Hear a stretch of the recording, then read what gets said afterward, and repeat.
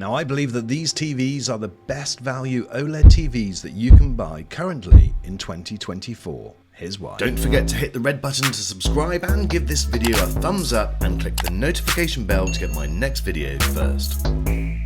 Just for full disclosure, this video is not sponsored at all, and I paid full retail value for the S95C and the LG C3.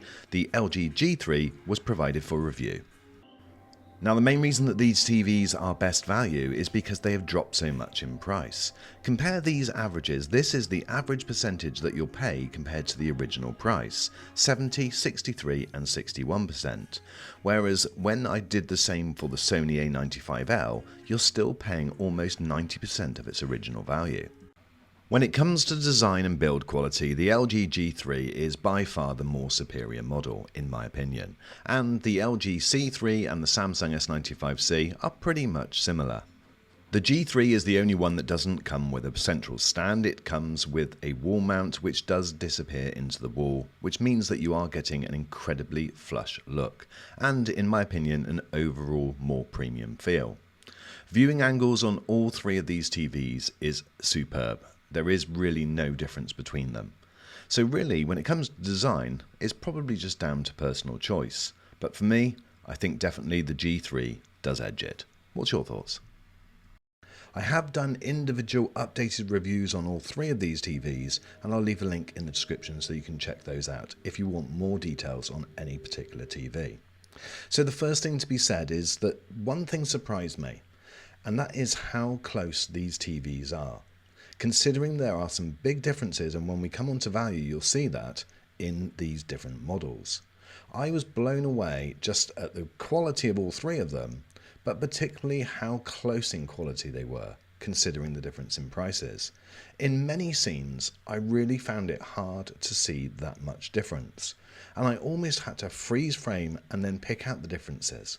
So yes, there are some differences between them, and without a doubt, overall, I think the LG G3 and the S95C are a step above the LG C3, which you would expect because that is an inferior TV.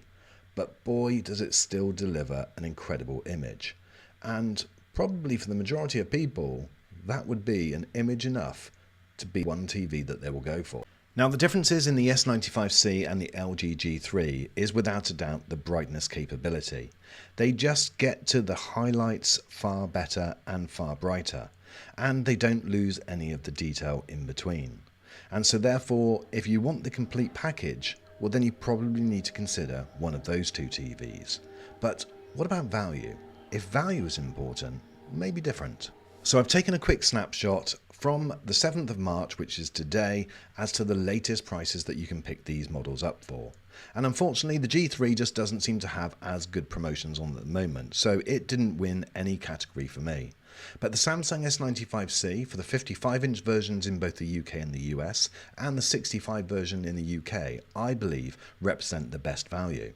But it was the LG C3 77-inch, both in the UK and the US, which really stood out for me as incredible value.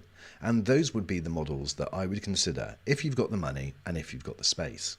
Now, obviously, prices are subject to change, and so therefore be sure to check out the links in the description, which will give you the very latest prices in your location.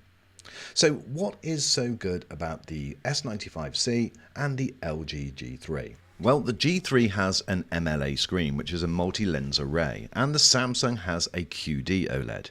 Both of these features, which are different, and some argue one is better than the other, but both of them give them a brightness boost over the standard conventional OLED, which is the C3. This extra brightness is particularly noticeable in HDR and low light scenes, and it can be a big difference. The S95C, I think, is a great package because it comes with a stand, it's good value for money, it's got a great anti-reflective coating, which is better than both the LGs, but it does come with maybe some highlighted issues as well.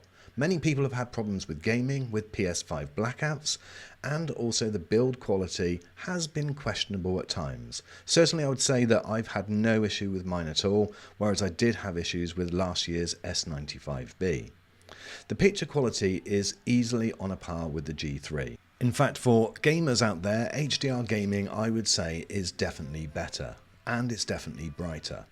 But probably for mixed usage, if you're somebody that does a bit of everything, then probably the G3 does things better.